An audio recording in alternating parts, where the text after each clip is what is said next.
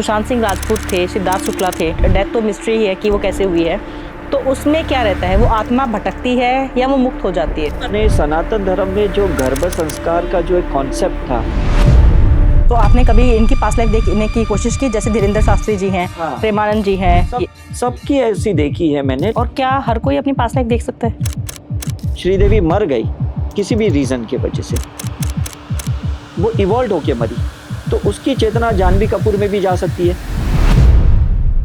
शेफाली जरीवाला और सिद्धार्थ शुक्ला, हाँ। इनका पास्ट लाइफ कुछ कनेक्शन था। तो ये पैरेलल सोल्स होते हैं, ये लोग है ना पैरेलली ग्रो होते हैं करके, और इनका जाना भी फिर पैरेलली कि तुम ये खत्म कर दो, मैं भी ये टाइम पे मिलूंगी, तुम भी ये टाइम पे मिलना। जो अभी दुनिया में नहीं है, क्या आप उनकी भी लाइफ देख सकते हो कि वो क्या कर रहे हैं? कुछ लोग सोचते हैं फिजिकल लेवल पे करना है तो उसको तंत्र साधना कहते हैं। जैसे राज कपूर, मैंने कहा नरगिस टाइम पे कोई पिक्चर में मिल गए। और जैसे कुछ लोग बहुत रिच होते हैं या रिच फैमिली में बर्थ लेते हैं, तो इनके क्या कर्म होते हैं ऐसे? आज देखो धीरू भाई अंबानी जैसे बंदे भी, ये लोग बालाजी टेम्पल के पुजारियों को अपने घर पे 40 लोगों को बुला के पूजा करवाते हैं। और जैसे मोदी जी हैं, हाँ। बार बार पीएम बने हैं, तो इनकी पास्ट लाइफ में भी ये पॉलिटिशियन रहे होंगे या कुछ अलग कर्म रहे होंगे इनके? नहीं, ये कभी से आपने कभी ढूंढने की कोशिश की कि बाल ठाकरे साहब अभी कहाँ हैं, क्या जन्म लिया है उन्होंने? नरेंद्र मोदी का भी मैंने देखा, जो पास्ट लाइफ थी वो बहुत साधक थे, साधनाएं बहुत की थी। और क्या जैसे मानिए किसी जन्म में आप हिंदू थे, आपने हिंदू देवी देवता की पूजा की हुई, अगले जन्म में आप इस्लाम धर्म में आ गए हैं, तो ऐसा भी होता है? भगवान भी चेंज होते हैं? ने काली माँ को देखा कि उनके गले में बहुत स्कल्स थे और ऐसे खून टपक रहा था।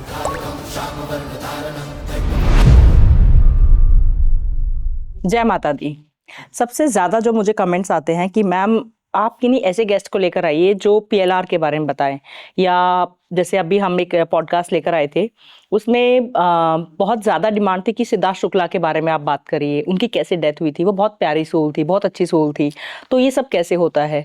तो मैंने सोचा क्यों ना किसी ऐसे गेस्ट को बुलाया जाए जो आपके जितने भी क्वेश्चन हैं उनके जवाब भी मिले जाए, और मेरा तो ऑब्वियसली है ये फेवरेट टॉपिक। तो स्टार्ट करते हैं ये पॉडकास्ट।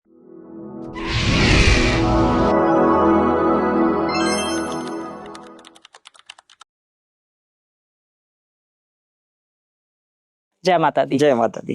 कैसे हैं आप? बस बढ़िया। मैं आपसे अगर सीधा एक सवाल करूं, आपको कितना टाइम होगा ये पीएलआर करते हुए? पीएलआर करते हुए 15 साल हो। तो 15 साल में सबसे टफ अगर मैं कहूं, हाँ, तो कौन सा एक्सपीरियंस रहा होगा आपका? सबसे टफ रहा मेरा जो एक मैं हमेशा कहता हूँ, एक बच्चे का केस था कंजेनिटल हार्ट डिजीज का, जिसमें क्या था कि मदर का मुझे पास्ट लाइफ करना था, बिकॉज बच्चे पे तो कर नहीं सकते, राइट।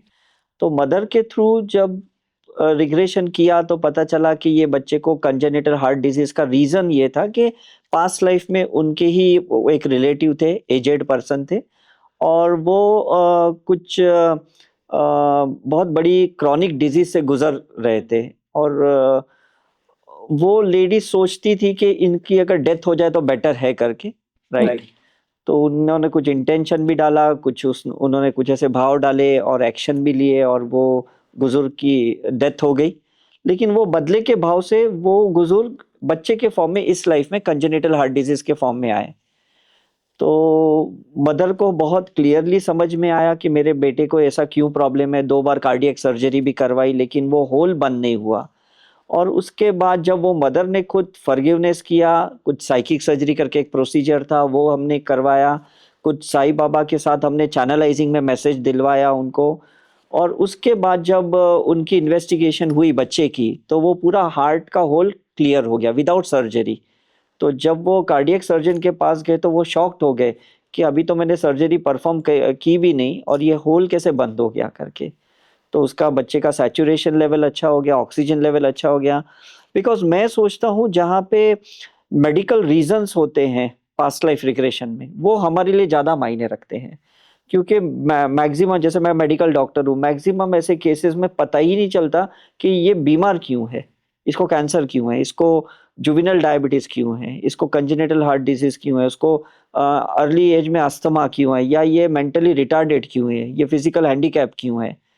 तो पास्ट लाइफ रिग्रेशन में ऐसे केसेस में समझ में आता है कि पिछले जन्मों में कोई तो भी इनके ऊपर है ना वशीकरण जिसको हम कहते हैं, या कहते हैं कि कोई स्पिरिट का सहारा लेके इनके थ्रू छेड़छानी की गई है। तो वो बदले के भाव से आते हैं कर्म को न्यूट्रलाइज करने के लिए, और वो पेरेंट्स को ही भुगतना पड़ता है, क्योंकि बच्चे को तो पता भी नहीं होता कि वो क्या सफर कर रहा है। तो हाँ, बिकॉज मैंने गायनेकोलॉजी प्रैक्टिस बहुत की है, तो जब मैं मेडिकल साइंस में था तो मुझे समझ में नहीं आता है ऐसे बच्चे पैदा होते भी क्यों है ना। बिकॉज ना उनकी ग्रोथ होती है, ना इनकी प्रोग्रेस होती है, ना ये एजुकेशन ले पाते हैं, ना ये सोसाइटी समाज के लिए कोई बेनिफिशियल होते हैं, और पेरेंट्स पूरे लाइफ इनके लिए उलझते रहते हैं करके। तो हमने बहुत सारे ऐसे किए। स्पेशली हम वूम रिग्रेशन करते हैं। ये पास्ट लाइफ रिग्रेशन में लोगों को पता नहीं है कि इसमें बहुत वेरिएशंस होते हैं। तो स्पेशली एक वूम रिग्रेशन जब हम मदर का करते हैं तब पता चलता है कि ये बच्चा ऐसा क्यों है, क्या भाव से, क्या इंटेंशन से ये मदर के गर्भ में आया है। और जब उसका हम रीप्रोग्रामिंग करते हैं, उसका कॉन्ट्रैक्ट चेंज करते हैं उस वूम रिग्रेशन के वक्त, तब जाके वो बच्चे के अंदर फिर ग्रोथ डेवलपमेंट होती है। तब जाके कहीं ना कहीं उसका जो विकास होता है, शारीरिक विकास, मानसिक विकास, उसमें बदलाव आता है करके। यानी कि जो आत्मा जब कंसीव करते हैं, जो आत्मा आ रही है, वो किस इंटेंशन से जो उससे फर्क अपने पड़ता है। सनातन धर्म में जो गर्भ संस्कार का जो एक कॉन्सेप्ट था, यस, लोगों को पता नहीं है, या मेडिकल साइंस को भी पता नहीं है कि वो एक्चुअली डीएनए का ट्रांसफॉर्मेशनल प्रोसेस था, कि जहाँ पे आपने सोल को तो इन्वोक कर लिया है, लेकिन आपका कार्मिक कॉर्ड अगर गलत है तो बच्चा फिर गलत इंटेंशन से बर्थ लेगा, और पेरेंट्स को पूरी लाइफ कहीं ना कहीं तकलीफ होगी। जैसे आप देखते हो कि अब्रॉड में बच्चे ज़्यादा ड्रग एडिक्टेड होते हैं, इज इट राइट? पेरेंट्स बहुत परेशान होते हैं, और धीरे धीरे ऐसा होता है कि अंदर से बच्चे खोखले ज़्यादा पैदा होते हैं, मतलब हार्ट अटैक जल्दी आना, या उनको ऐसी बड़ी बड़ी बीमारियां जल्दी होना। तो ये एक समाज का एक बहुत बड़ा पार्ट है कि जहाँ को महिला या तो गर्भ संस्कार के थ्रू ये प्रोसेस करे, और या तो वूम रिग्रेशन फ्रीक्वेंटली करवाए अपने 9 मंथ की प्रेगनेंसी में, और अगर बच्चे को बर्थ दे दिया तो बाद में भी कर सकते। तो हम उसका रीप्रोग्रामिंग दोनों की एक साथ करते हैं, बच्चे की भी करते हैं, मदर की भी करते हैं। तो अगर आप उनकी डीएनए भी टेस्ट कराओगे तो डेफिनेटली उनके अंदर जो इम्प्रिंट्स होती है, जो इंफॉर्मेशन होती है, उसमें भी कोडिंग में भी डिफरेंस हो जाती है। और ये कितना सेफ होता है? नहीं, ये 100% सेफ होता है। देखो ये क्या है ना, बिकॉज हम किसी क्या कहते हैं, फोर्स नहीं करते, हम कोई नेगेटिव एनर्जीज का इस्तेमाल नहीं करते। हम तो एक डिवाइन एनर्जीज है, उनकी कॉलिंग एनर्जीज को ये इन्वोक करते हैं। एंड स्पेशली जैसे हम बोलते हैं ये गणेशा है जो हमारे मूलाधार चक्र के ये है, तो हम गणेशा को ही ज़्यादा इन्वोक करते हैं, या नव दुर्गा माँ होती है उनको हम इन्वोक करते हैं, ताकि वो जो ट्रांसफॉर्मेशनल हो ये पावर के साथ हो, सिर्फ इंटेलेक्ट के साथ ना हो। अब कैसा होता है, मैं एक आपको इन्फॉर्मेशन देता हूँ, मैं आपको एफर्मेशन देता हूँ, ये इंटेलेक्ट का पार्ट हुआ, राइट? लेकिन अगर उसके पीछे कोई पावर ही नहीं रहा तो वो इन्फॉर्मेशन अधूरी है, या उसका एक्शन नहीं लिया जाएगा। तो बच्चे के अंदर जो परमानेंट डीएनए का चेंज चाहिए, या तो माँ की शक्ति चाहिए या तो गणेश की शक्ति चाहिए, तब जाके उसके अंदर ट्रांसफॉर्मेशन हो सकता है। और आपने कब सोचा कि मुझे इस फील्ड में जाना चाहिए? नहीं, ये तो क्या है, पहले तो मैं मेडिकल फील्ड से बहुत इनकम्प्लीट अपने आप को महसूस कर रहा था, तो मैं स्पिरिचुअल फील्ड में आया। स्पिरिचुअल फील्ड में रिजल्ट्स मिलने लगे, लेकिन मुझे कुछ वैलिडेशन नहीं मिल रहे थे, प्रूफ नहीं मिल रहे थे कि कैसे ठीक हो रहा है करके। तो फिर मैंने ऑरा रिसर्च में आया, मैंने पीएचडी की ऑरा रिसर्च में। फिर ऑरा रिसर्च में कहीं समझ में आ गया कि ये इन्वेस्टिगेशन अधूरी है, बिकॉज ऑरा सिर्फ एनर्जी साइंस है, कॉन्शियसनेस का साइंस नहीं है, चेतना का साइंस नहीं है। तब फिर मुझे लगा पास्ट लाइफ रिग्रेशन करना चाहिए, बिकॉज उसमें चेतना समझ में आती है कि इसकी आत्मा कहाँ से आई है, क्यों आई है, क्या करने आई है, और ये कब तक इसका अस्तित्व रहेगा इस फिजिकल बॉडी में। तो उसके लिए पास्ट लाइफ रिग्रेशन, क्योंकि ऑरा में ये नहीं समझ में आता है। और इंसान की आप कितनी भी काउंसलिंग करो, उसको अपनी सोल जर्नी नहीं पता होती है। वो तो सिर्फ इतना कहेगा, भाई मुझे बचपन में मेरा चाइल्ड अब्यूजिंग हुआ, या मेरे साथ कुछ गलत हुआ, मतलब इतनी ही बातें कर पाएगा। प्रेजेंट की पास्ट की बात कर रहा हूँ, लेकिन कोई पास्ट की पास्ट बात कर ही नहीं सकता ना, तभी मुझे लगा कि पास्ट लाइफ रिग्रेशन करना चाहिए। आपकी भी लाइफ में प्रॉब्लम्स चल रही हैं, आप भी कहीं ना कहीं भूत प्रेत बाधा से तकलीफ में हैं, पितर दोष है, या आपको समझ नहीं आ रहे हैं कि लाइफ के आप उस फेज में हैं जहां आपको क्लैरिटी नहीं मिल रही है, बिजनेस करें या जॉब करें, लव मैरिज या अरेंज मैरिज, आगे फ्यूचर क्या है, मोक्ष की राह पर चल भी रहे हैं कि नहीं, आपको अपने इष्ट देव के बारे में पता भी है, लाइफ का पर्पस क्या है, करने क्या आए हैं। इस धरती पर कभी भी कोई भी ऐसे ही जन्म नहीं लेता है, हर एक आत्मा का एक लक्ष्य होता है, कुछ करने वो आई है। इन सब की क्लैरिटी कहाँ मिलेगी? इन सब की क्लैरिटी आपको आकाशिक रीडिंग में मिल जाएगी, जहां आपके ही मास्टर्स, जहां आपके ही पूर्वज, जहां आपका ही इष्ट देव ये बताएगा कि आपको क्या करना चाहिए इस पूरी लाइफ में, आपका क्या पर्पस है और पास्ट लाइफ में आप क्या करके आए थे। कोई कर्म पेंडिंग तो नहीं था जो आपको पूरा करना चाहिए? क्या आपके पूर्वज जो इस धरती पर नहीं है कुछ कहना तो नहीं चाहते हैं? इन सारे सवालों के जवाब सिर्फ और सिर्फ आपको आकाशिक रीडिंग के सेशन में मिल जाएंगे। अगर आप भी अपनी रीडिंग करवाना चाहते हैं, आप भी क्लैरिटी चाहते हैं लाइफ को लेकर, तो नीचे दिए गए नंबर पर आप कांटेक्ट कर सकते हैं, बुक कर सकते हैं अपना स्लॉट। तो अपने बारे में जानिए, क्लैरिटी लीजिए लाइफ में कि करना क्या है, सॉल्यूशंस पाइए अपने इष्ट देव से, अपने पूर्वजों से। जय माता दी। और क्या हर कोई अपनी पास्ट लाइफ देख सकता है? नहीं, देख नहीं सकता। इसमें क्या है, मैं हमेशा कहता हूँ 3 रीजन होते हैं पास्ट लाइफ देखने के। एक, आप खुद तैयार हो। दूसरे, आपके कनेक्टेड सोल्स जो हैं क्या वो तैयार है आपको दिखाने के लिए, राइट? और थर्ड होता है कि आप जिस गॉड गुरु से कनेक्टेड हैं क्या वो तैयार है आपको दिखाने के लिए। Is it right? बिकॉज जैसे पेरेंट्स को पता होता है कि बच्चा अभी भी खाने के लायक नहीं है, तो फिर वो ही खिलाएंगे जो खा सकता है वो। Is it right?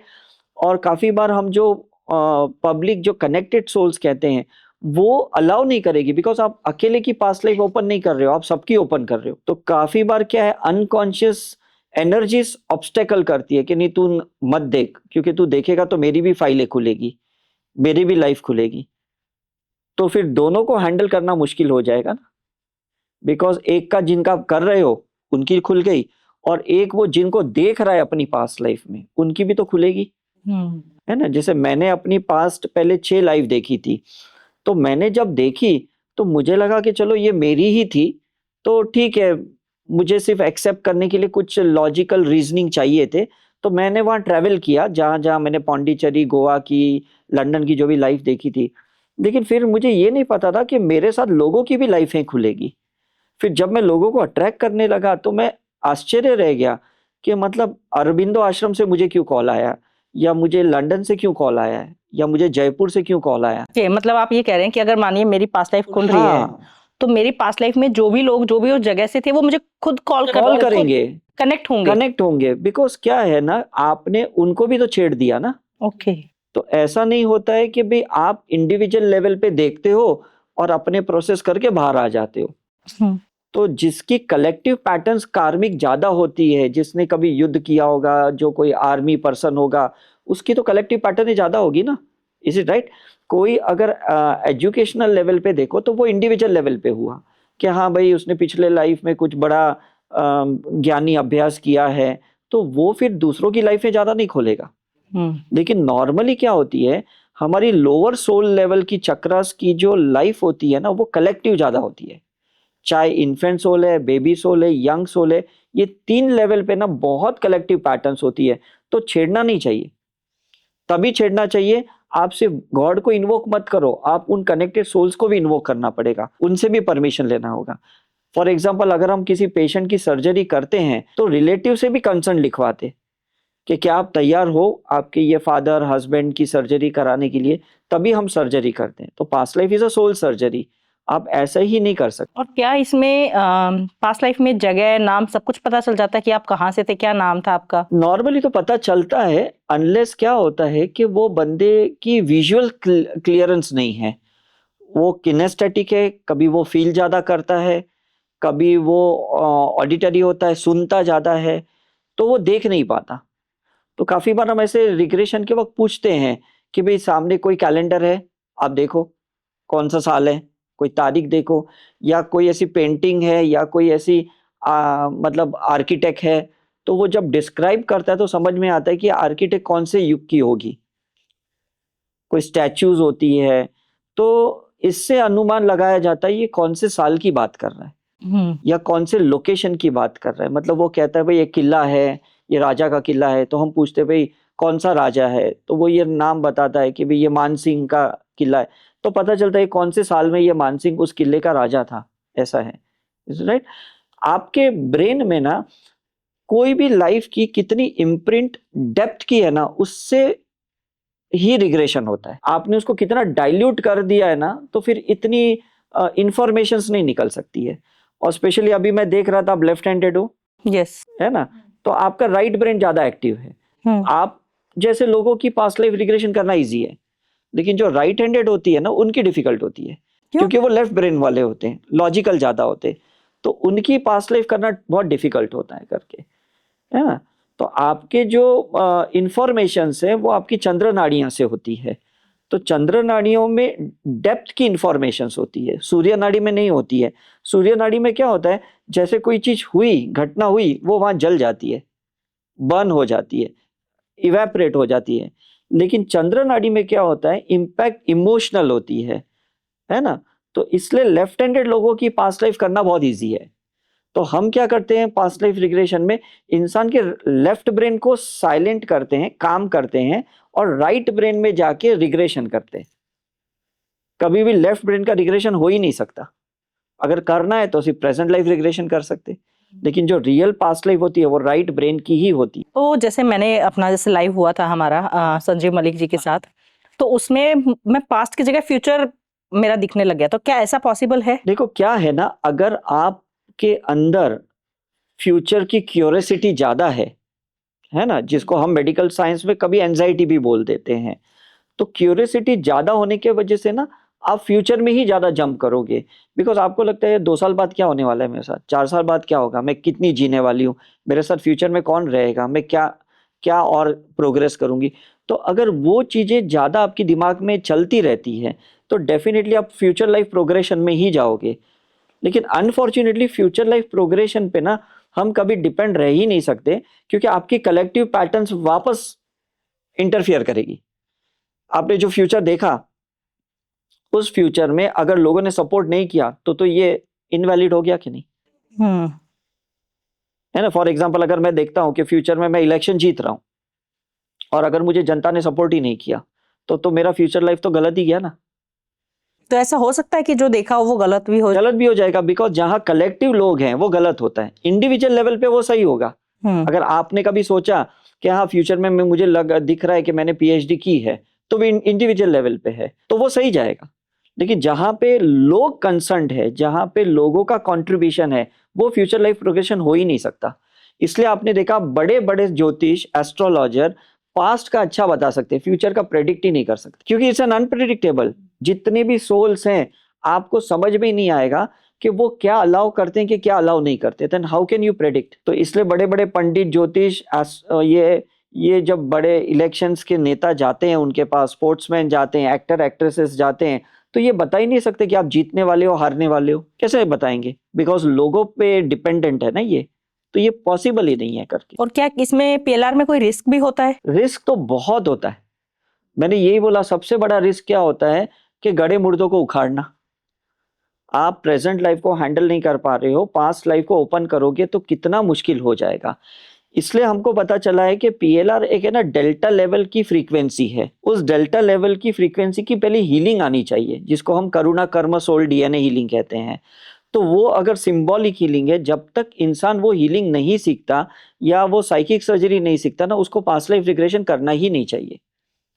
बिकॉज आप फिर हैंडल कैसे करोगे, मैं किसको बोल दूं आपको HIV है, आपको कैंसर है, और सामने वाला मुझे पूछे इसका इलाज क्या है, मैंने कहा इसका कोई इलाज नहीं है, तो आदमी तो वो डिप्रेशन से ही मर जाएगा, डर से ही मर जाएगा। Is it right? तो ये ऐसा होता है कि पास्ट लाइफ रिग्रेशन के लिए पहले अपने आप को हीलिंग मॉडलिटी से कंप्लीट करें, उसके बाद रिग्रेशन करें। कल कोई ऐसी चीजें आप देख लोगे जो आप बर्दाश्त नहीं कर पाओगे, तो आप उसको इरेज भी कैसे करोगे। और क्या कभी ऐसा हुआ कि कोई पीएलआर आपने किया और वो स्टेट से वापस ही नहीं आ पाया? नहीं, ऐसा तो होता नहीं है। वो तो लोगों को ऐसा लगता है, बिकॉज एक टाइम के बाद ना वो खुद ही उसका माइंडसेट ऐसा होता है कि वो धीरे धीरे प्रेजेंट में आ ही जाता है।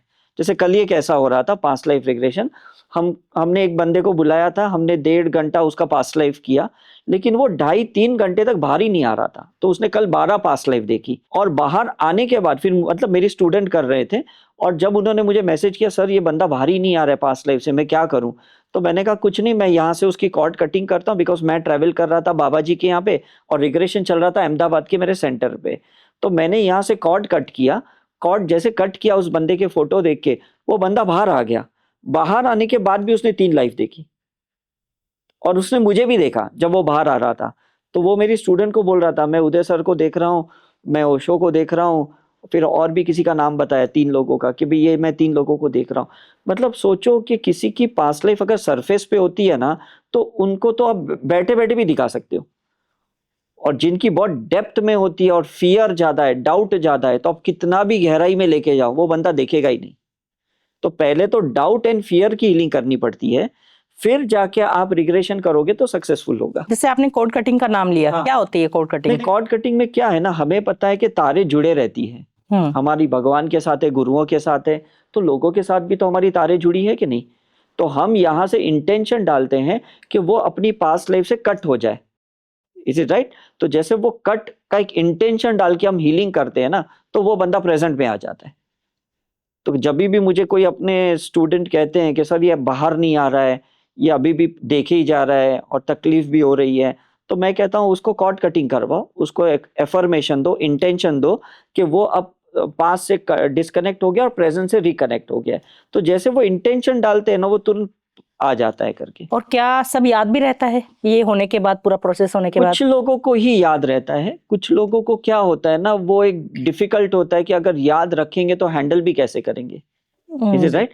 जैसे जब हम जनरल एनेस्थेसिया से ऑपरेशन करते हैं तो याद नहीं रहता, अगर हम स्पाइनल एनेस्थेसिया या लोकल एनेस्थेसिया से ऑपरेशन करते हैं तो पेशेंट को सब याद रहता है कि मेरा ये डॉक्टर ने काटा, ये नर्स ने ऑपरेट किया, ये असिस्टेंट ने ऐसे किया, तो सब याद रहता है, राइट? तो जो आदमी जितनी गहराई में जाता है उतना याद कम रहता है, जितना सुपरफिशियली वो देखता है वो चीजें ज्यादा याद रहती है। एंड क्या सोल की कोई एज होती है? सोल की कभी कोई एज नहीं होती है। सोल तो कैसा है ना, अपनी चेतना घुमाते रहता है वो। तो वो कैसा है कि अगर आपने पिंग पोंग बॉल देखा होगा तो वो कैसे जंप करता है, इज इट राइट? तो सोल भी क्या करती है, अपनी चेतना में जंप करती है। जैसे अभी आप मेरे साथ हो तो आपका सोल अटेंशन मेरे साथ है, राइट? लेकिन अगर इस मोमेंट में आप किसी ऐसे बंदे को याद करोगे कि यार वो बंदे ने भी ऐसा ही कुछ बोला, तो आपकी सोल कॉन्शियसनेस कुछ मोमेंट के लिए उससे कनेक्ट हो जाएगी। तो सिर्फ फिजिकली आप मेरे सामने हो, लेकिन आपकी चेतना उस इंसान के साथ जुड़ी है। तो पास्ट लाइफ में भी ऐसा ही होता है कि जो थेरेपिस्ट होता है कुछ समय के लिए वो उससे कनेक्ट रहता है, और कुछ समय के लिए वो थेरेपिस्ट को भी भूल जाता है, और वो कनेक्ट होता है जिनकी वो लाइफें देख रहा है, जिनके साथ वो लाइफ देख रहा है, इज इट राइट? वापस उसको अवेयर करना पड़ता है, भाई तुम इधर हो और तुम्हारा ये प्रोसेस चल रहा है करके, ऐसा होता है। तो जैसे कुछ लोगों की डेथ हो जाती है, एक्सीडेंटल डेथ हो जाती है, तो उसमें उनको मुक्ति मिलती है? मुक्ति नहीं मिलती है, बिकॉज ये किसी के अटैचमेंट के वजह से होता है। तो काफी बार हम सोचते हैं ना कि भाई सामने वाले को अटैचमेंट इतना है कि वो देख नहीं सकता कि ये मर रहा है। तो कभी कभी जो एक्सटेंशन है वो या तो उसके पुण्य के वजह से मिलता है या अटैचमेंट के वजह से मिलता है। तो ऐसी कंडीशन थोड़ी पेनफुल होती है, टॉर्चरिंग होती है, बिकॉज उसका टाइम तो आ गया है लेकिन किसी ने उसका एक्सटेंड कर दिया है करके। जैसे अगर हम मतलब बहुत सारे से अगर सेलिब्रिटीज का ही नाम ले, जैसे सुशांत सिंह राजपूत थे, सिद्धार्थ शुक्ला थे, तो उस टाइम पे तो उनको फेम भी मिला हुआ है, नाम भी हो रखा है, और जहां तक हम देख रहे हैं शायद वो जीना भी चाहते हैं। और ऐसे टाइम पे अगर डेथ हो जाती है, वो नहीं पता है कि जैसे सुशांत सिंह की राजपूत की डेथ तो मिस्ट्री ही है कि वो कैसे हुई है, तो उसमें क्या रहता है, वो आत्मा भटकती है या वो मुक्त हो जाती है? नहीं, उसमें देखो 2 कंडीशन क्या होती है, लोगों को थोड़ा ये साइंस अभी भी समझ में नहीं आया कि जो हाई पोटेंशियल सोल होते हैं ना, उनकी लाइफ स्पैन बहुत कम होती है। जैसे अभी आप देखो स्वामी विवेकानंद जी, है ना, या सुशांत की बात कर रहे हो, ऐसे जितने भी लोग हैं, इन लोग है ना, ये बहुत अर्ली इवॉल्व हो जाते हैं, इनकी चेतना का विस्तार हो जाता है, कॉन्शियसनेस एक्सपांड हो जाता है, तो वो बॉडी टॉलरेट नहीं करती है, शरीर टॉलरेट नहीं करता है उतना प्रकाश। तो वो क्या करते हैं, अपना शरीर छोड़ देते किसी भी कारण से, मर्डर भी हो जाता है, सुसाइड भी कर देते हैं, कुछ भी हो वो छोड़ देते हैं अपनी बॉडी। अब जो लाइट एक्सपांडेड है वो किसी ऐसे पर्सन में जाएगी जो तैयार है रिसीव करने के लिए। तो आपको दिखेगा भी नहीं कि ये बंदा इधर मर गया, लेकिन इसकी आत्मा की चेतना किसी के अंदर जीवित है। समझ में कि नहीं? फॉर एग्जाम्पल, अगर श्रीदेवी मर गई किसी भी रीजन की वजह से और वो इवॉल्व होके मरी, तो उसकी चेतना जानवी कपूर में भी जा सकती है। अब हम देखेंगे यार, जानवी कपूर पहले तो इतना करती नहीं थी, पता नहीं अब इतना पिक्चर कैसे मिल रही है।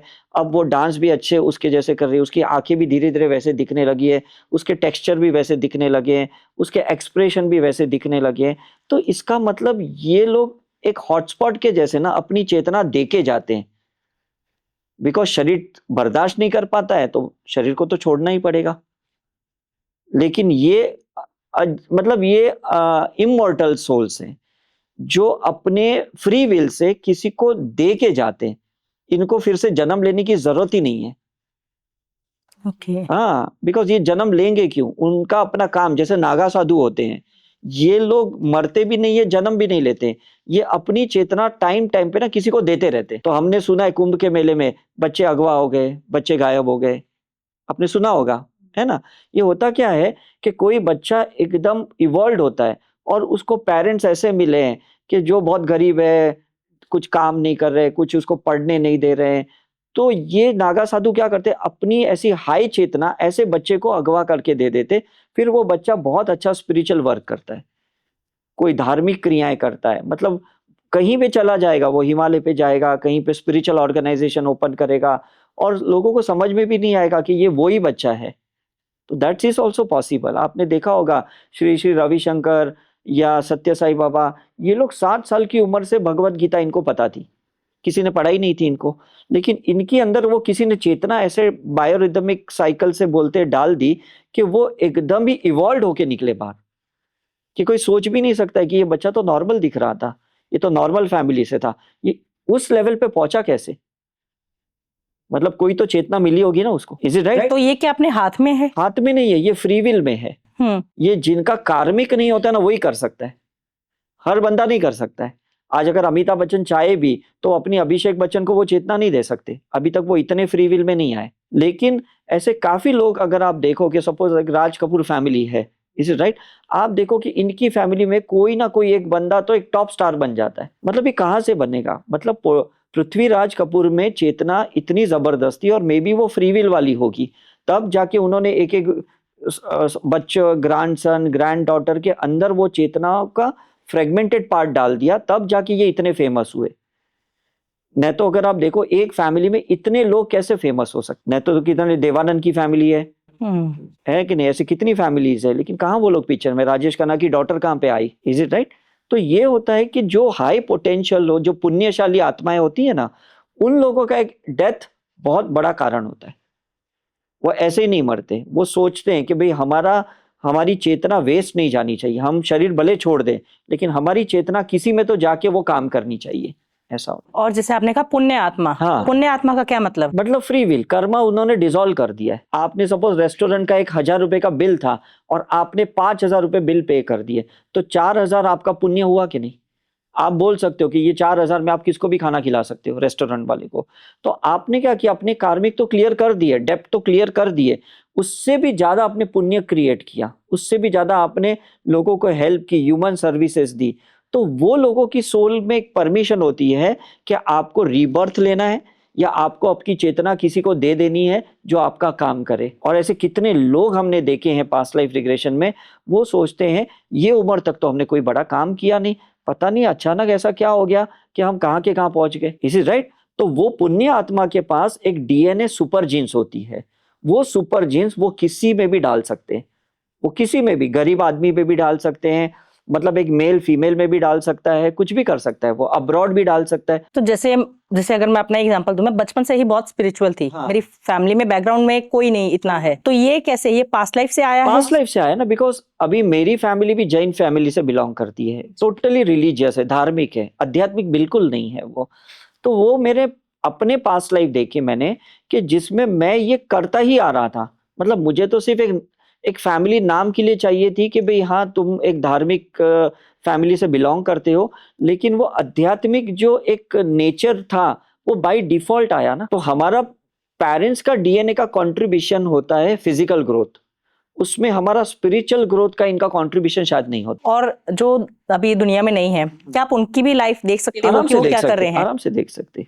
तो क्या आपने धर्मेंद्र जी की देखी? नहीं, काफी लोगों की, लेकिन मैं ये कह रहा हूँ ना कि इन लोगों की जब पास्ट लाइफ देखी ना, तो ये लोग जब वापस रीबर्थ लेते हैं तो जरूरी नहीं कि ये लोग उसी इंटेंशन से ले कि भाई मुझे एक्टर ही बनना है, मुझे क्रिकेटर ही बनना है, मुझे सिंगर ही बनना है।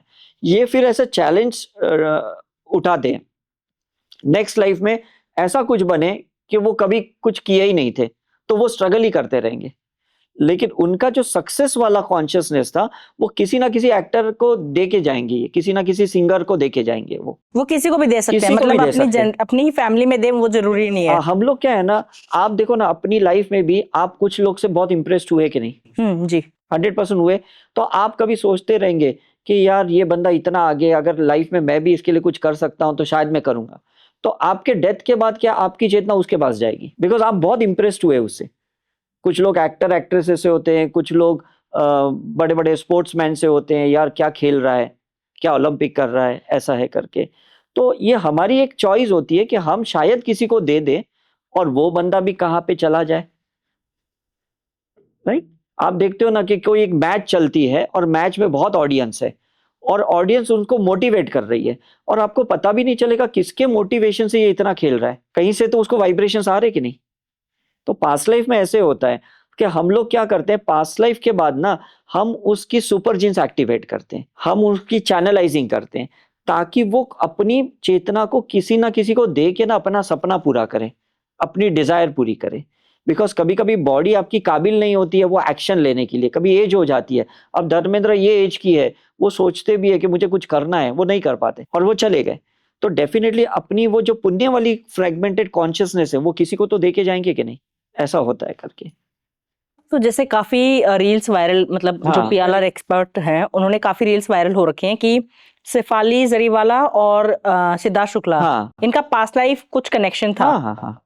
तो क्या ये सच है? नहीं, होता है, बिकॉज कुछ लोग ऐसे पैरेलल सोल्स जिसको बोलते हैं ना, पैरेलल सोल्स क्या होता है ना कि लाइफ बिटवीन लाइफ डिसाइड करते, चलो दोनों जाते अलग अलग लेवल पे काम करते हैं और जैसा अपना काम हो गया तो अपन आ जाते वापस, इज इट राइट? तो वो लोग आगे पीछे, मतलब ऐसी ही, मतलब आपने काफी बार देखा कि हस्बैंड की डेथ हुई और 2 दिन के बाद वाइफ की डेथ हुई, इज इट राइट? तो ये पैरेलल सोल्स होते हैं, ये लोग है ना पैरेलली ग्रो होते हैं करके, और इनका जाना भी फिर पैरेलली कि तुम ये खत्म कर दो, मैं भी ये टाइम पे मिलूंगी, तुम भी ये टाइम पे मिलना, तो उनका काम खत्म हो गया, वो आ जाते। तो हमें लगता है ये अलग अलग जगह पे रहते हैं, इनकी डेथ की रीजन भी अलग है, इनकी फैमिली भी अलग है, इनका प्रोफेशन भी अलग है, लेकिन एक्चुअली अंदर से ये पैरेलल, कभी हम उसको ट्विन सोल भी बोलते हैं, कभी हम उनको सोलमेट भी बोलते हैं, इज इट राइट? तो वो लोगों ने पहले से डिसाइड किया है कि जाएंगे साथ में, आएंगे भी वापस साथ में। सोलमेट कौन होते हैं? सोलमेट वो होते हैं ना कि जो लोग अपनी डिवीजन करते हैं कि भाई तू काम ये कर, मैं वो काम। और क्या ये मिलते हैं, मतलब ये इस जन्म लोग में? इंटेंशन होते तो मिल भी जाते हैं। तो जैसे सोलमेट का हम सुनते हैं कि उनको सोलमेट को अट्रैक्शन भी होगी, प्यार भी होगा। हाँ हाँ। तो ऐसा होता है? नहीं, ऐसा होता है ना, अगर आप देखोगे कि राज कपूर और नरगिस तो सोलमेट ही थे, जी। Is it right? और अगर आप देखो कि इन लोगों की लाइफ प्रोग्रेस भी पैरेलली चल रही थी, इज इट राइट? मतलब अगर फैमिली वाइज देखो तो दोनों अलग थी, उनके बच्चे भी दोनों अलग थे, राइट?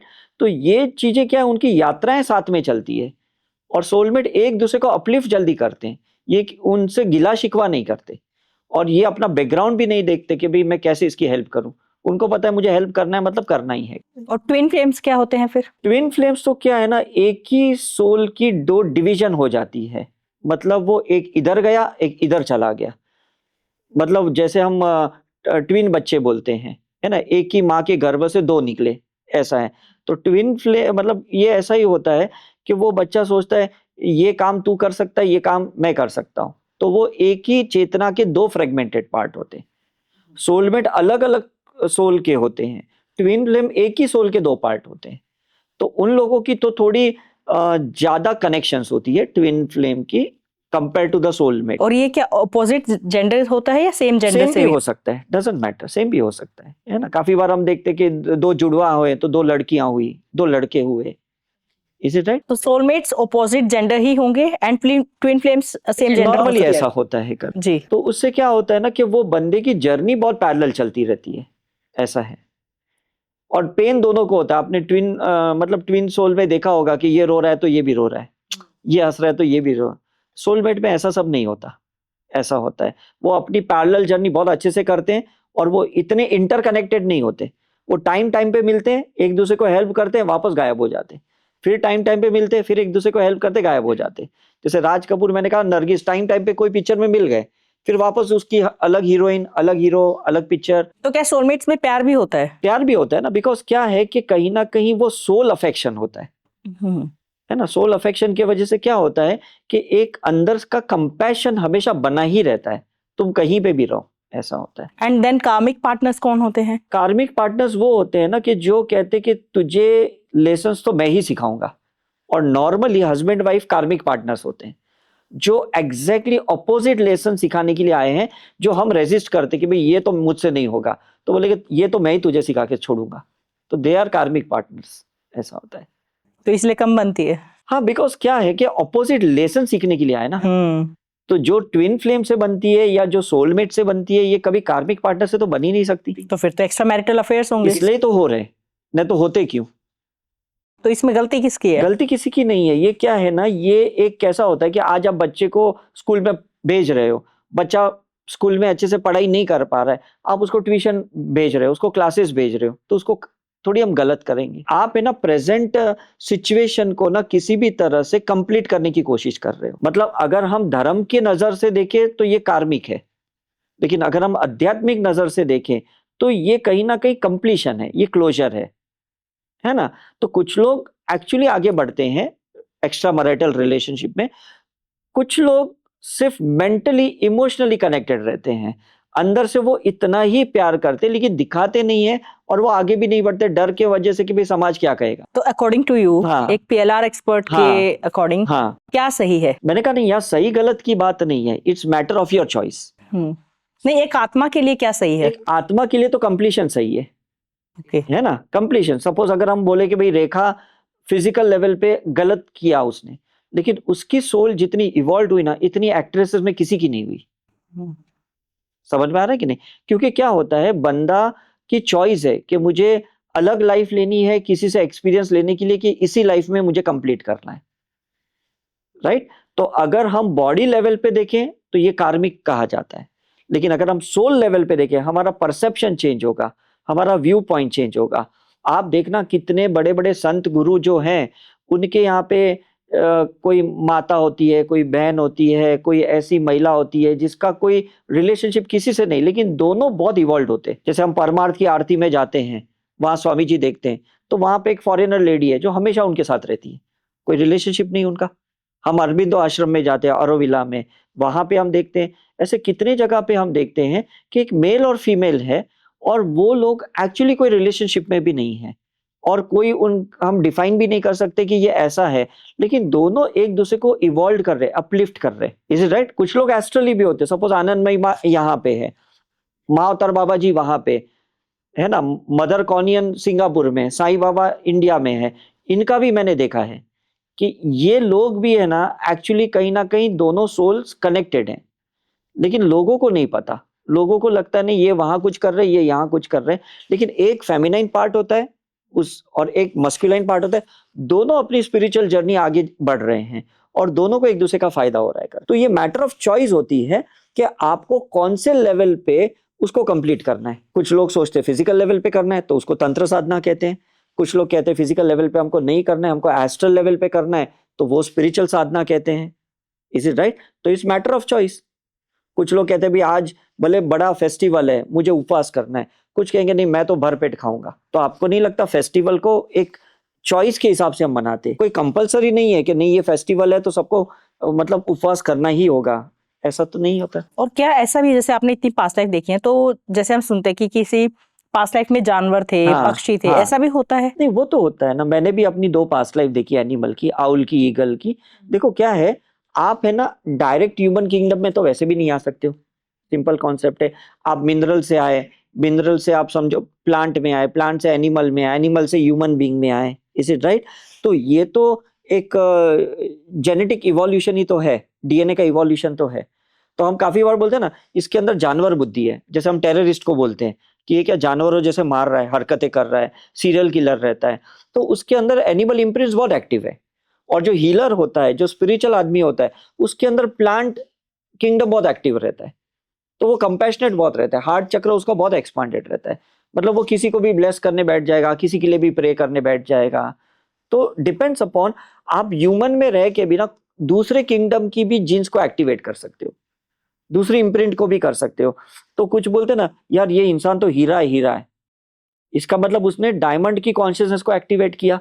बोलते हैं ये जहां पे भी जाता है ये बहुत तेजस्वी है, चमकता है, और इसका इनवैल्यूएबल है, इसका कोई दाम लगा ही नहीं सकता।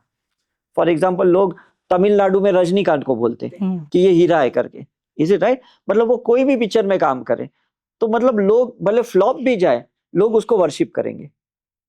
तो दैट्स द मेन थिंग। और जैसे कुछ लोग बहुत स्पिरिचुअल होते हैं, जैसे प्रेमानंद जी हैं, तो ऐसी आत्माएं कैसी होती हैं ये? नहीं, ये लोग है ना इवॉल्व होते हैं, लेकिन कहीं ना कहीं ये लोग एब्जॉर्ब भी बहुत जल्दी कर लेते दूसरों की कार्मिक को, बिकॉज ये भक्ति भाव वाले रहते है ना। भक्ति भाव में क्या होता है ना, हाई पोटेंशियल एनर्जी होती है, तो हाई पोटेंशियल एनर्जी मैग्नेटिक होती है, तो जो लो पोटेंशियल वाले रहेंगे आपको नहीं लगता वो अट्रैक्ट होंगे, तो शक नहीं करेंगे। तो जब शक करेंगे, मतलब ये लॉ ऑफ फिजिक्स की मैं बात कर रहा हूं कि action and reaction is equal and opposite, is it right? तो कोई आदमी किसकी एनर्जी शक करता है तो वो अपनी नेगेटिव एनर्जी भी तो देखे जाएगा कि नहीं। तो फिर ऐसे लोग फिजिकली बहुत बीमार पड़ते हैं, उनको तकलीफें बढ़ जाती है। आप देख लो ऐसे लोगों को ओबेस ज्यादा होते हैं, अम्मा भगवान देखो बहुत ओबेस्ट होते हैं, या आप ब्रह्म कुमारी की दादियां देखो, इज इट राइट? बिकॉज ये ओपनली अपनी पॉजिटिव एनर्जी तो दे देते हैं मास ऑफ द पब्लिक को, और पब्लिक तो शक करके अपनी नेगेटिव एनर्जी इनको दे देते हैं।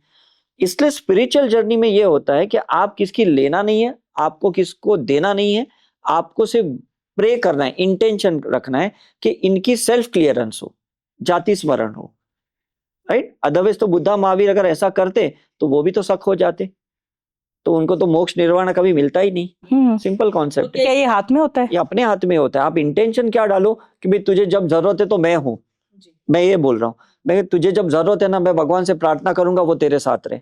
एक पहले में मैं इन्वॉल्व होता हूँ, सेकंड में मैं प्रे करता हूँ कि वो तुम्हें हेल्प करे, दैट इज मोर बेटर।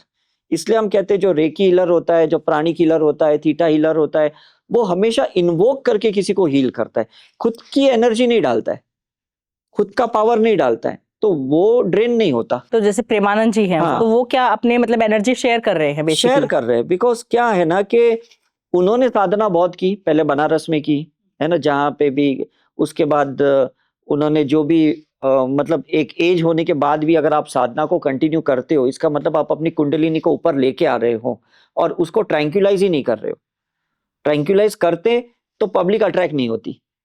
तो हमेशा कॉर्ड कटिंग जो मैं बात कर रहा हूं ना आपका, इसका मतलब क्या है कि आपकी कुंडलिनी ऊपर आ गई लेकिन आप कॉर्ड कट कर रहे हो कि कोई अट्रैक्ट ना हो, बिकॉज ऑपोजिट कुंडलिनी वाला तो अट्रैक्ट होगा कि नहीं। आपकी ऊपर चढ़ गई, किसी की नीचे पड़ी है, तो वो आदमी उसको शक करेगा कि नहीं। आप देखो जितने भी अघोरी होते हैं, इन लोगों की कुंडलिनी तो बहुत ऊपर होती है, तो उनके पास जाता कौन है?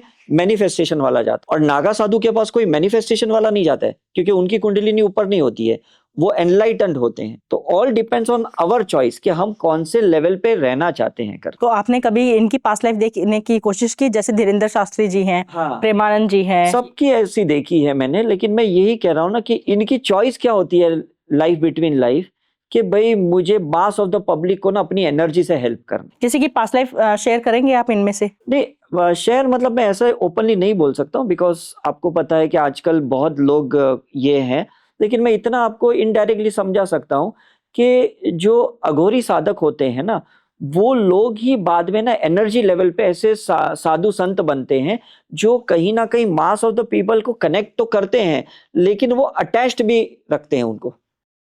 देखो, कनेक्ट होना और अटैच्ड होने में डिफरेंस होता है यहाँ पे। तो ये लोग आप देखो, इनका समागम, इनका सत्संग इतने मास पब्लिक का क्यों होता है?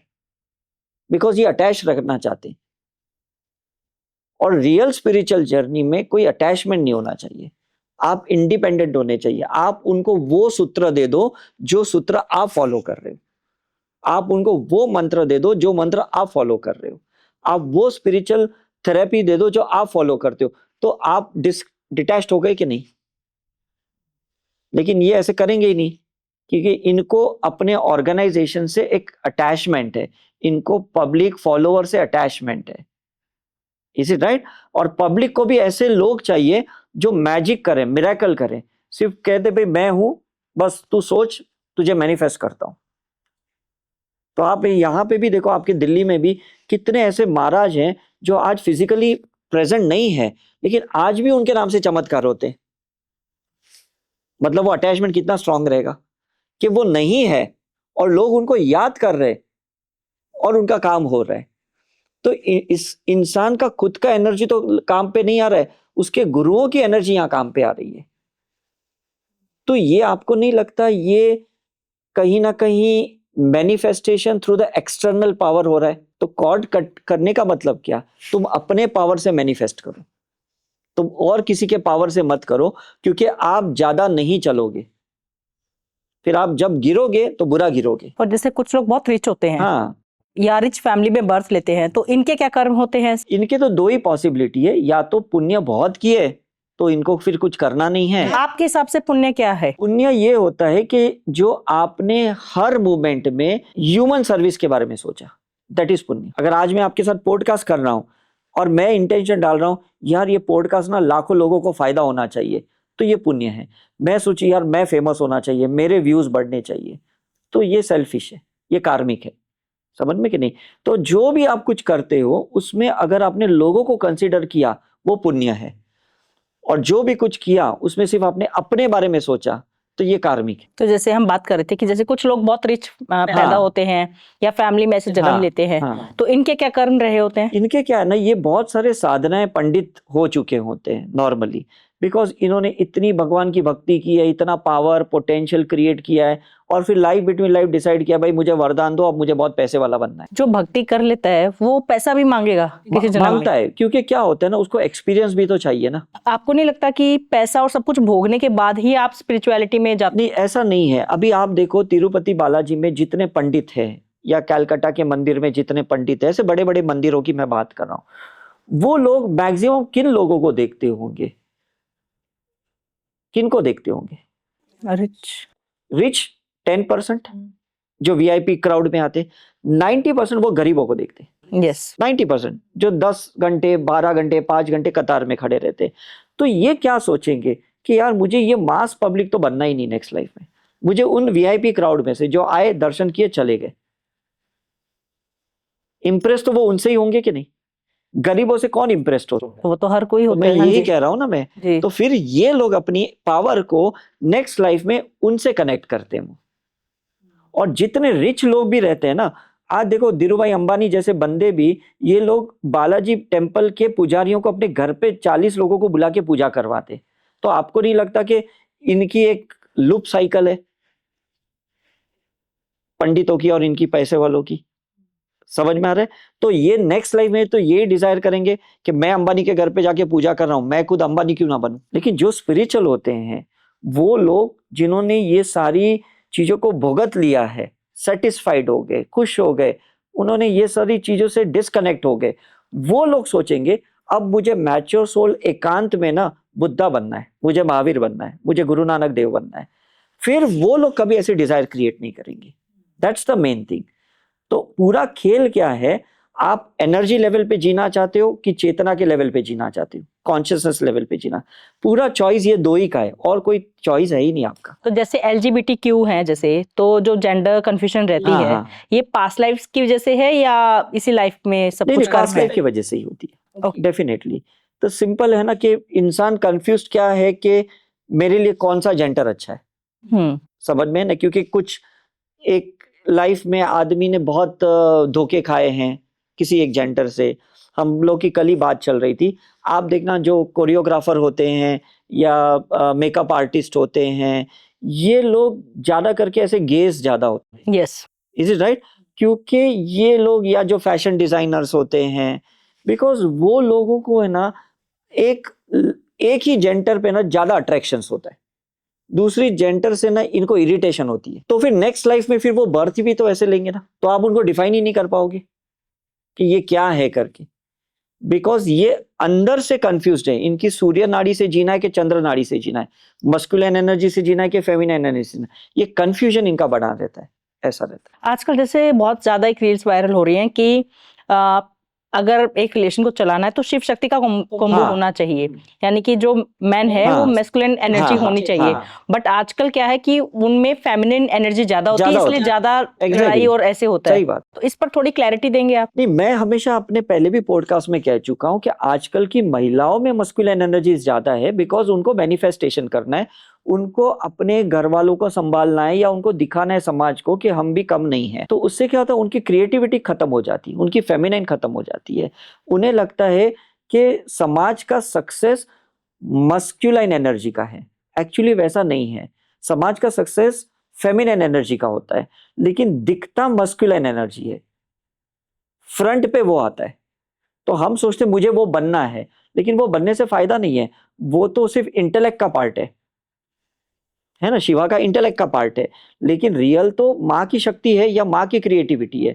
लेकिन जो अदृश्य है, जो लोअर चक्रस में, जो दिखती नहीं है, हम नॉर्मली किसी का भी जैसे पासपोर्ट साइज का फोटो देखो तो ऊपर का ही तो चेहरा आता है कि नहीं जी, इज इट राइट? तो नॉर्मली लोगों की विजन क्या होती, इसका सक्सेस है तो वो आंखों में देखता है इसका सक्सेस है, तो उसको लगता है अरे ये पुरुष की दुनिया है, ये मेल डोमिनेटिंग सोसाइटी है, तो मुझे भी इसके जैसा बनना है। तो इसलिए फिर ज्यादा इश्यू क्या होता है कि फीमेल्स की फेमिनिन खत्म हो जाती है, राइट? और अगर मेल में फेमिनिन एनर्जी एक्टिवेट रही तो समझ लो उसका सक्सेस रेट सबसे ज्यादा है। ओके। आप देखो ये जितने मेल शेफ है ना, संजीव कपूर, या जितने ऐसे लोग हैं, खाना खजाना में ये सब लोग आते हैं, मतलब इनकी क्रिएटिविटी कितनी जबरदस्त है। या आप ऐसे जाकिर हुसैन देखो, या ऐसे जो भी सिंगर्स देखो, अरिजीत सिंह देखो, एक्चुअली ये नाम के मस्कुलाइन है, मेल से, अंदर तो इनकी पूरी भरी पड़ी है फेमिनिन एनर्जी।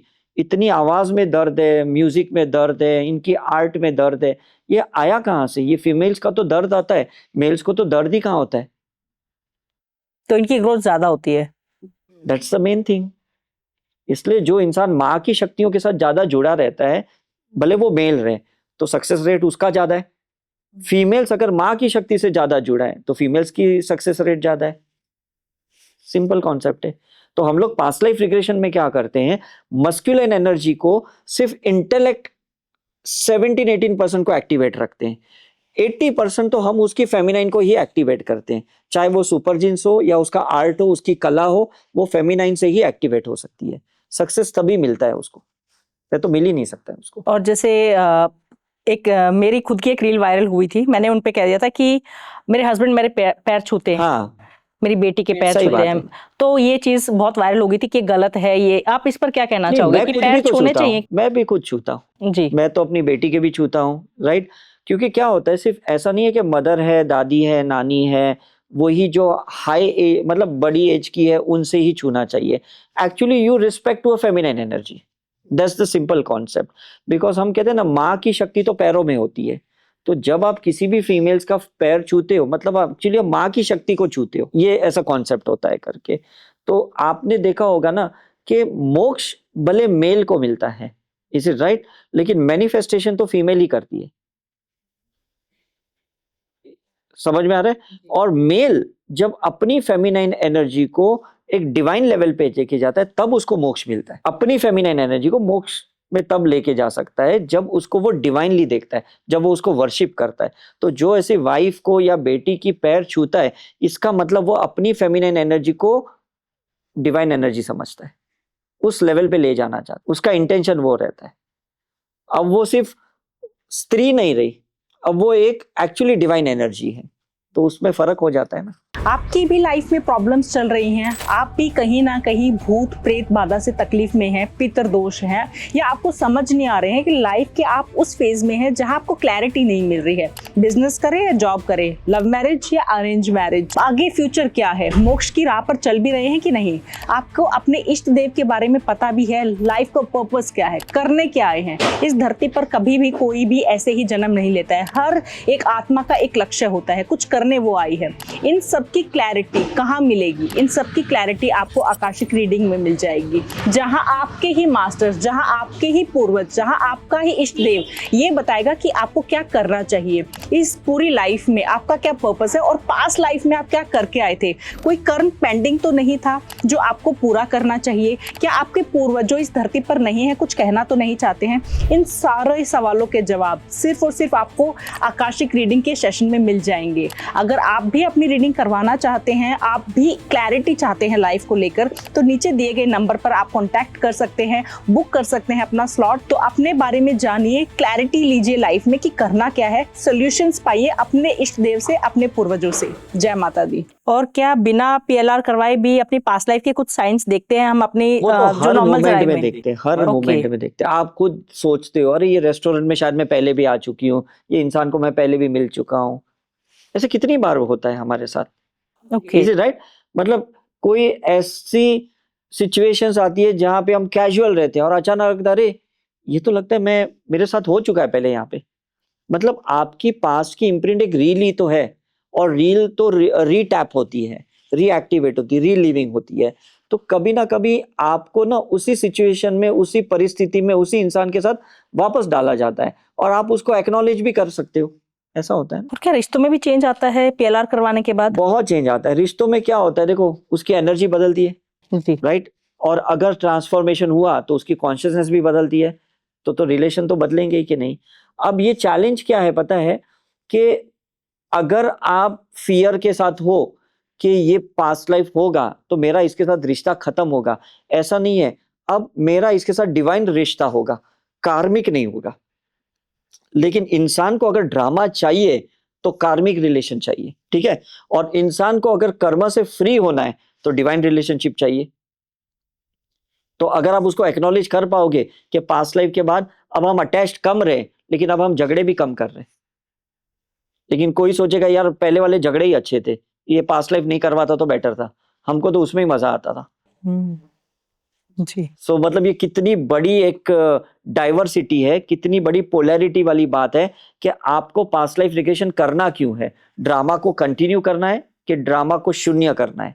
अगर शून्य करना है तो आप इवॉल्व हो गए, और अगर ड्रामा को कंटिन्यू करना है, तू मैं करते रहना है, तो फिर तो आप बस वही देखते रहो और उसमें उलझे रहो। That's the only way out. और जैसे मोदी जी हैं, हाँ बार बार पीएम बने हैं, हाँ। तो इनकी पास्ट लाइफ में भी ये पॉलिटिशियन रहे होंगे या कुछ अलग कर्म रहे होंगे नहीं, इनके? ये कभी पास्ट लाइफ में पॉलिटिशियन थे ही नहीं। मैंने Okay. इनकी जितनी भी पास्ट लाइफ देखी, बिकॉज ये ऐसे लोग होते, देखो आदमी है ना, कभी एक बार पॉलिटिशियन बन जाता है ना, मुझे नहीं लगता नेक्स्ट लाइफ में कभी वो पॉलिटिक कभी नहीं चुन। इसका रीजन सिंपल मैं समझाता हूँ। इंसान पॉलिटिक्स में जाता क्यों है पता है? या तो उसको युद्ध पसंद है या तो पब्लिक पसंद है। दो रीजन होते हैं। Is it right? आप किसी के साथ युद्ध करते हो और बाद में 5 साल 10 साल समझ में आ जाता है कि ये तो नॉन स्टॉप युद्ध है, तो फिर आपको लगेगा यार ये मैं इसमें आया ही क्यों। ये पहली बात। बाद में आपको जो ऑडियंस से प्यार होता है, आप देखते हैं यार कल तो ये मेरी जनता थी, आज तो उसकी जनता है, तो मेरा इस पॉलिटिक्स में रहना फायदा ही क्या हुआ। तो नेक्स्ट लाइफ में वो क्यों पॉलिटिशियन बनेगा? मुझे नहीं लगता है कभी बाल ठाकरे रीइंकार्नेशन होने के बाद कभी बाल ठाकरे, या उन्होंने दोबारा जन्म लिया होगा? नहीं बाल लिया है, ठाकरे साहब? 100% लिया है, लेकिन मुझे नहीं लगता कि वो ऐसी डिमांड करेंगे। देखो कोई भी यंग सोल ना सीधा वो इनफाइनाइट सोल नहीं बन सकता है, उनको तो जन्म लेना ही पड़ता है। समझ में आ रहा है? क्योंकि एक बार किसी भी लाइफ में आप डेप्थ से जीते हो ना, मुझे नहीं लगता वो लाइफ आप वापस मांगोगे, बिकॉज आपने उसकी पोलैरिटी देख ली है, आपने उसकी डार्क साइड देख ली है। जब वो देख लिया तो अब क्यों मांगोगे? नहीं, वैसे आपने कभी ढूंढने की कोशिश की कि बाल ठाकरे साहब अभी कहाँ हैं, क्या जन्म लिया है उन्होंने? नहीं, जन्म लिया है, लेकिन उनके बहुत फ्रेगमेंटेड पार्ट है जो अभी साइलेंट है। 1 साल के बाद नेक्स्ट ईयर उनकी वो साइलेंट जो है वो एक्टिवेट होने वाली है, और वो तब होगी जब उनकी सिस्टम ना पूरी तरह से शून्य हो जाएगी, तब वो रियल एक्टिवेट होगी। क्योंकि अगर अभी वो एक्टिवेट हो गई तो अभी जो पुरानी थोड़ी करप्टेड सिस्टम चल रही है ना, उसको वो मोटिवेशन मिल जाएगा। तो ये जो लोग ऐसे पोटेंशियल लोग मरते हैं ना, ये वापस तब रीएक्टिवेट होते हैं जब उनको लगता है अब पुराने वाला सारा कचरा क्लटर निकल गया, अब मुझे आने दो, अब मैं उसको अच्छे लेवल पे लेके जाऊंगा। और मानिए जैसे कोई सोल है, जैसे तो अगर वो उस पद तक नहीं पहुंच हाँ। पाई है और उससे पहले उनकी मृत्यु हो हाँ। गई है या डिजायर वो रह हाँ, गई हाँ। है, तो जैसे राहुल गांधी हाँ, हैं, हाँ, वो पीएम बनना हाँ, चाहते हाँ, हैं, अगर किसी रीजन से वो नहीं बन पाए हाँ, हैं, रह गए हाँ, हैं, हाँ। तो क्या नेक्स्ट बर्थ में उनकी वो डिजायर पूरी होगी या वही डिजायर लेकर वो पैदा होंगे? नहीं, नहीं, वही डिजायर लेके पैदा तो हो सकते हैं, लेकिन अल्टीमेटली ऐसा है ना कि क्या वो पब्लिक के लिए आ रहे कि खुद के लिए आ रहे? जी। अगर वो पब्लिक के लिए आते तो वो इलेक्ट हो जाएंगे, लेकिन अगर उनको अपनापन दिखाना है कि अपना एक ईगो सेटिस्फेक्शन करना है कि मैं एक जन्म में तो दिखाई दूंगा कि भाई मैं ऐसा टॉप लेवल का हूं, तो मुझे नहीं लगता ऐसे कंडीशन में वो आ सकते हैं, बिकॉज पब्लिक उनको वेलकम ही नहीं करेगी। That's the main thing.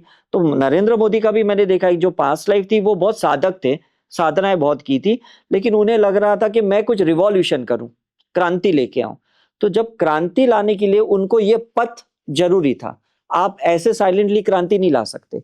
You have to come in certain position where people will salute you, except you at that level. तो डेफिनेटली वो रोल तो अदा करना पड़ेगा कि नहीं, अदरवाइज मुझे नहीं लगता कि उनको एक्चुअली ये रोल की भी जरूरत है।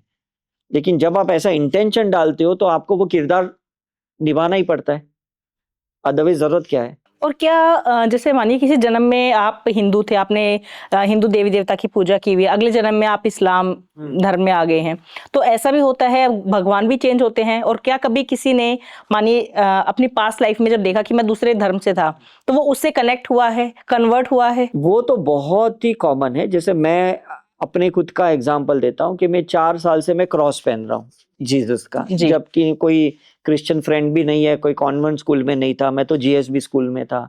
तो मेरा जीसस से बहुत एक अट्रैक्शन है, बहुत अफेक्शन है। मतलब कोई मुझे कभी आधी रात को उठ के बोले चल गोवा चल चर्च में, मैं भाग जाऊंगा।